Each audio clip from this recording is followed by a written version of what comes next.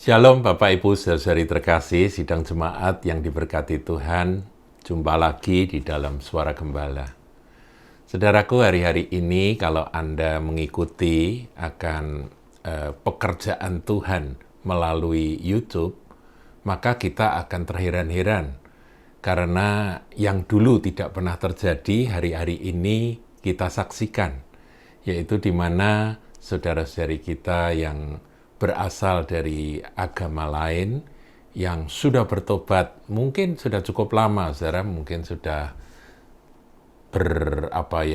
berpuluh tahun, belasan tahun, sekarang ini muncul dan memberikan kesaksian dengan terus terang dan penuh keberanian. Dan yang menonton, ya, yang menjadi viewers di YouTube tersebut ternyata jumlahnya juga sangat banyak. Saudara, satu kesaksian itu bisa sampai hampir 1 juta, saudara, viewersnya. Dan saya melihat ini adalah cara Tuhan untuk menyampaikan kebenaran Injil dan kesaksian-kesaksian dari orang-orang yang sudah mendahului berjumpa dengan Yesus Kristus Tuhan. Namun di tengah-tengah kita bersyukur dengan adanya kesaksian-kesaksian yang sangat banyak jumlahnya itu, tentunya kualitas berbeda-beda, saudara. Kita agak terganggu dengan adanya perbantahan, perdebatan teologis tentang Sabellianisme dan Tritunggal. Ya. Secara garis besar, kalau saya memberikan, dulu kan saya sudah sampaikan saudaraku tentang Sabellian, ya. Secara garis besar, kalau kita ingin mengetahui kelompok Sabellian ini memang gerakan Sabellian itu sudah zaman dahulu, ya, zaman gereja mula-mula, tetapi muncul kembali dalam gerakan Oneness Pentecostal, yaitu gerakan Pantekosta yang punya keyakinan yang berbeda dengan keyakinan umum dari gereja-gereja lain. Jadi gereja Pantekosta yang hampir sama dengan gereja Pantekosta yang lain, saudaraku, percaya kuasa Roh Kudus, percaya bahasa Roh, percaya baptisan Roh Kudus dan sebagainya. Namun tentang Allah Tritunggal mereka menolak, bahkan mereka menentang, itu kaum Sabellian. Nah, hari-hari ini itu muncul, saudara. Kalau saudara perhatikan, dan saya sedih karena ini akan mendistraksi dari fokus pelayanan, kesaksian, dan penginjilan kepada saudara-saudari yang belum mengenal kasih karunia Tuhan Yesus, justru terganggu dengan yang begini-begini ini. Dan anehnya, kelompok Sabellian ini kekeh, ya, jadi mereka sangat kukuh dengan pandangannya, dan ya mereka menganggap bahwa mereka yang percaya pada Tritunggal, Allah Tritunggal itu adalah sesat. Nah, yang saya sedih karena yang kelompok mainstream, yaitu yang seperti gereja kebanyakan, gereja Kristen, Katolik yang kebanyakan, yang percaya akan adanya Allah Tritunggal, yaitu bahwa Allah itu Esa, tapi menyatakan diri dalam 3 pribadi, itu juga beberapa tokoh menganggap bahwa Sabellian ini sesat dan berlaku keras, ya. Jadi mereka bersikap keras. Jadi sehingga benturan itu tidak terhindarkan hari-hari ini. Saudara, saya ingin memberikan tips, ya, bagi kita sebagai anak-anak Tuhan, sebagai umat Tuhan.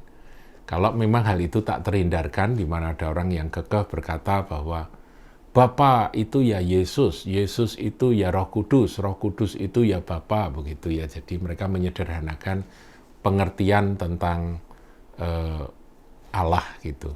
Bahwa Yesus itu adalah ya Allah, ya Bapa itu ya Yesus pada waktu di atas muka bumi, gitu, ya. Nah, kalau ditanya yang disalib itu Yesus atau Bapa, ya mereka jawabannya ya Yesus yang disalib, tapi di dalam Yesus Bapa ikut tersalib, begitu. Nah, kalau dikejar dengan pertanyaan misalnya, nah kalau Yesus berseru Eli Eli lama sabachthani itu terus bagaimana? Ya begitu itu kan hanya menggenapi apa yang tertulis dalam kitab Mazmur. Jadi selalu ada bantahan dan jawaban dari pihak Sabellian. Memang faham Sabellian ini menurut saya, saudaraku, sangat lemah. Karena ketika mereka itu membaca ayat-ayat keterpisahan antara Bapa, Anak, dan Roh Kudus, saya sekali lagi ulangi, keterpisahan, mereka bingung, saudara. Mereka nggak bisa jelaskan, tapi ya sudah pokoknya begitu. Pokoknya mereka itu sebetulnya satu pribadi, begitu. Jadi keterpisahan itu adalah itu misteri Tuhan, mereka bilang begitu. Jadi, saudara, susah ya ngadepi orang yang sudah seperti ini. Tapi rata-rata mereka ngotot ya, rata-rata. Seperti yang hari-hari ini muncul di dalam tayangan-tayangan YouTube. Ada yang sampai harus mengundurkan diri dari dari sinodenya ya. Ya lebih tepat disuruh mundur, didesak suruh mundur. Tapi meskipun begitu ya masih tetap ngotot, saudaraku. Aneh sekali. Nah, menurut saya ini adalah pekerjaan iblis yang memang mau memecah belah. Bagi saya pribadi, saudaraku, orang punya pandangan Sabellian asal jangan nyerang. Itu ya sudah biar. Wong Tuhan itu pemaaf ya, orang memahami dia dengan sedikit keliru asal Yesus itu dia tetap sebagai juru selamat, sebagai Tuhan, sebagai Allah, itu sudah cukup. Jadi menurut saya Sabellian itu sebenarnya tidak mengganggu keselamatan. Menurut saya, ya ada juga yang lebih keras, hamba-hamba Tuhan yang berkata, nggak bisa, ini sesat, ini salah, gitu ya. Ya, beda, saudaraku. Tapi memang pengajarannya memang keliru, saudara. Jadi kita harus tegas katakan pengajarannya salah. Nah, sekarang bagaimana kita mau menjelaskan tentang Trinity atau Tritunggal itu dengan cara sederhana seperti apa? Dari hasil perenungan saya, sebetulnya repotnya orang Sabellian ini itu karena mereka jadi repot, jadi bingung, jadi bundet, itu hanya karena satu.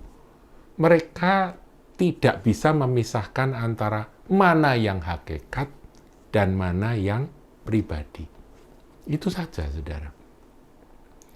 Sehingga ketika mereka membaca ayat-ayat yang membuktikan bahwa Yesus itu satu dengan Bapa, mereka berkata, lah ini buktinya. Seperti misalnya Yohanes 10 ayat yang ke-30. Aku dan Bapa adalah satu. Ya, itu Tuhan Yesus berkata, aku dan Bapa adalah satu. Nah, ketika ada aku dan Bapa adalah satu, bagaimana, saudara? Orang Sabellian berkata, ya ini berarti Yesus adalah Bapa, Bapa adalah Yesus, begitu. Sudah nggak ada pribadi yang berbeda, itu nggak ada. Nah, di sini karena orang-orang Sabellian, orang-orang Oneness Pentakostal, ya mereka yang berkata Jesus only itu ya gerakannya, itu mereka berkata, mereka berpikir bahwa ya satu itu ya sudah satu, segalanya satu, satu pribadi ya satu hakikat ya mereka tidak terlalu peduli, sudah pokoknya satu. Jadi mereka akhirnya menolak keterpisahan. Ayat-ayat tentang kesatuan mereka sangat tekankan tentang Yesus dan Bapa itu, kesatuan Yesus dan Bapa itu mereka sangat tekankan sampai kebablasan.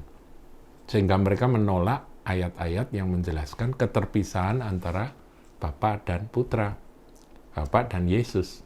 Ya, misalnya saudaraku ya, mereka itu kalau ditanya soal apa yang tertulis di dalam peristiwa baptisan Tuhan Yesus ya, itu ada di Injil Markus 1 ayat 9. Pada waktu itu datanglah Yesus dari Nazaret di tanah Galilea, dan ia dibaptis di sungai Yordan oleh Yohanes. Pada saat ia keluar dari air, ia melihat langit terkoyak dan roh seperti burung merpati turun ke atasnya.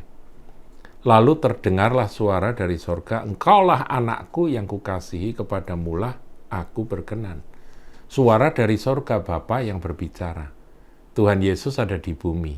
Tuhan Yesus dibaptis dan ketika dia keluar dari air, Roh Kudus seperti burung merpati turun ke atasnya. Jadi ada Roh Kudus, ada Tuhan Yesus, firman yang jadi manusia, ada Bapa yang meneguhkan dari surga berkata, engkaulah anakku yang kukasihi. Jadi ini Tritunggal, saudara.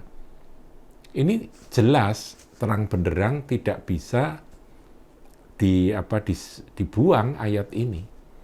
Jadi Yesus adalah Yesus satu pribadi sebagai anak Allah, sebagai firman Allah yang menjadi manusia.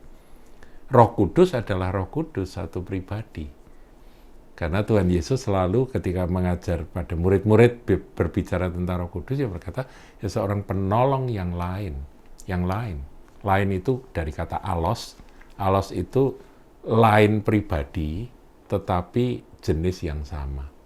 Kualitas dan jenis yang sama. Begitu, saudara.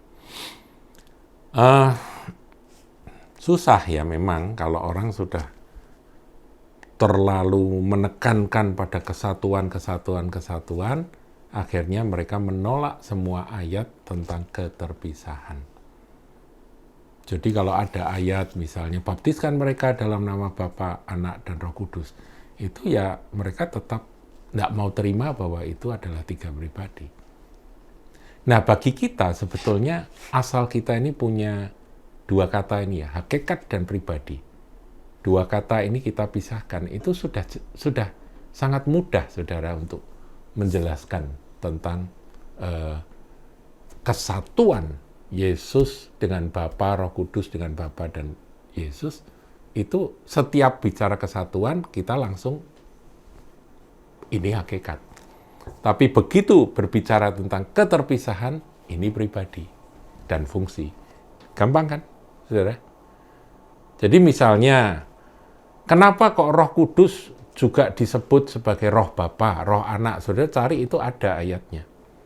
Roh Bapa, Roh Anak, Roh Kristus, Roh Yesus. Itu Roh Kudus kadang-kadang disebut dengan nama-nama itu, saudara. Nah, itu jawabnya apa? Apakah Yesus Roh Kudus? Iya. Yesus satu dengan Roh Kudus? Iya. Satu hakikat. Paham ya? Jadi, Roh Kudus itu kan namanya banyak. Roh Kudus, Roh Allah, Roh Tuhan, Roh Yesus, Roh Kristus, itu ada semua. Saudara cari aja di smartphone saudara, Alkitab saudara cari, roh itu nanti kan muncul ini di Perjanjian Baru. Kemudian disebut juga Roh Bapa, Roh Anak, Roh Allah, ya itu semua ada. Nah, itu kesatuan secara hakikat. Nah, kesatuan secara pribadi itu kalau kita ketemu keterpisahan ya. Seperti misalnya yang sudah pernah saya kemukakan ketika Stefanus dia hampir dilempari batu ya, sebentar lagi dia dilempari batu dan dia mati. Dia menengadah ke langit dan dia melihat langit terbuka, dia melihat Tuhan Yesus berdiri di sebelah kanan Allah. Allah di situ Bapa. Paham ya saudaraku ya? Dia sendiri penuh Roh Kudus.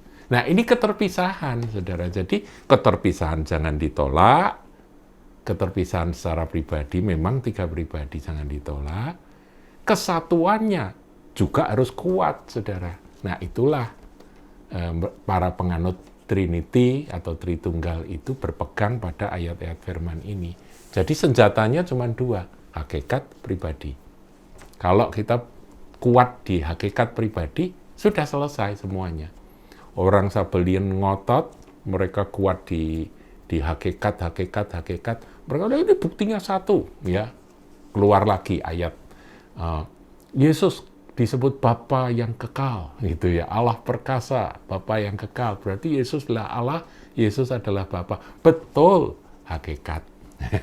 Ya. Jadi, saudara, kenapa Yesus itu Allah kita? Ya karena dia firman. Dan firman itu bersama-sama dengan Allah, dan firman itu adalah Allah. Ya kan?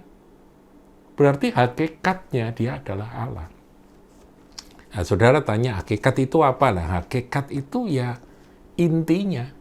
Hakikat itu substance atau esensinya. esensinya sama.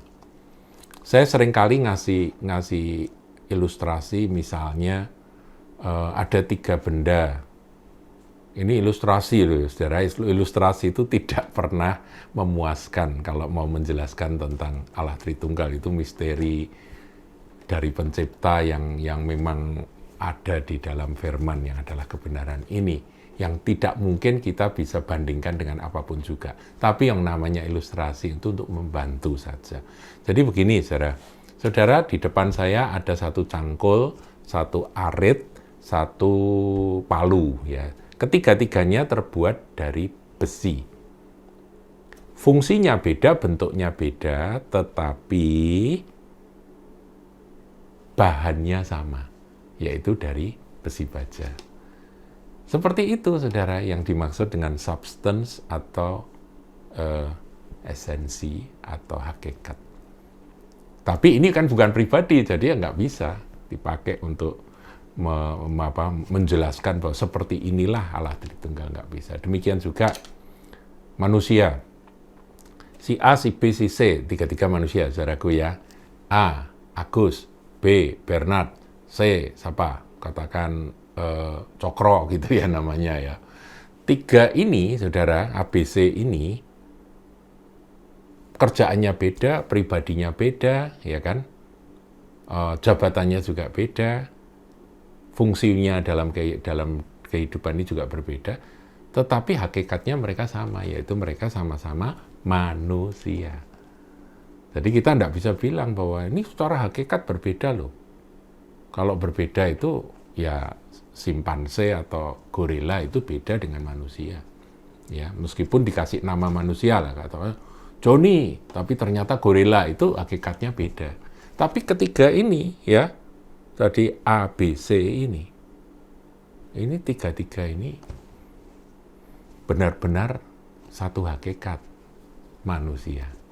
Tapi apakah itu mewakili akan Allah Tritunggal? Tidak sama sekali, saudara. Karena Allah Tritunggal itu kesatuan hakikatnya itu membuat mereka itu betul-betul sepikir, sehati, satu tujuan, dan ya satu, saudara.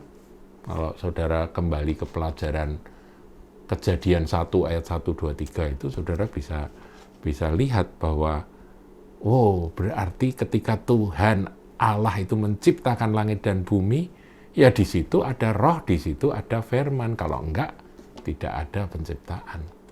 Berarti Bapa, Anak, Roh Kudus itu sudah nampak di dalam Kejadian. Bereshit bara Elohim et hasamayim ve et haaretz. Haaretz haita tohu vabohu veuse alpenei tehom.